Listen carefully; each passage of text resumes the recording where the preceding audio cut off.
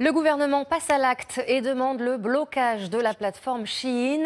En cause, vous le savez, la vente en ligne de poupées pédopornographiques, mais aussi d'armes de catégorie A. Ce matin, 2 ministres ont fait le déplacement à l'aéroport de Roissy-Charles de Gaulle pour suivre les contrôles douaniers.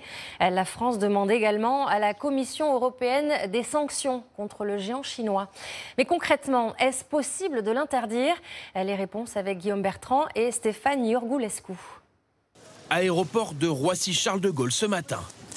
La douane a du travail et le logo ne laisse aucun doute. Des centaines de colis Shein sont passés au crible. Il n'y a pas les marquages, ça sera bloqué. Il n'y a pas l'âge minimum pour l'utilisation. Donc ça peut être dangereux.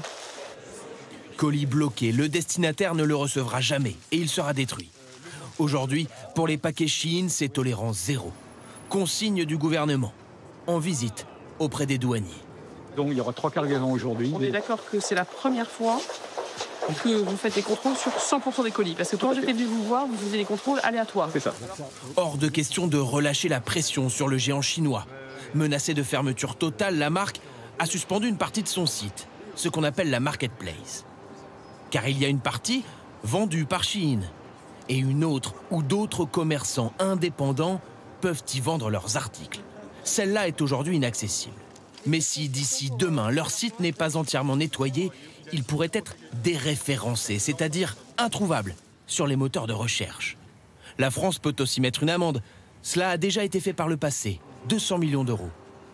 Mais si l'Europe s'y met, elle peut en infliger une bien plus élevée, plus de 2 milliards d'euros, et bloquer le site sur toute l'Europe. Et ça, c'est autant de clients perdus. Ce qu'on appelle aussi le Bruxelles Effect, c'est-à-dire qu'à partir du moment où l'Europe met en place une réglementation ou met en place vraiment des mesures un peu contraignantes, notamment dans le domaine numérique, ça va avoir des effets en Chine, aux États-Unis. Alors, dans une certaine mesure, hein, mais c'est plus intéressant que de le faire à l'échelle nationale. Un autre site avait déjà été rendu introuvable sur les moteurs de recherche pendant plus d'1 an. C'est le risque encouru par Shein. En revanche, les boutiques récemment ouvertes ne seraient pas concernées.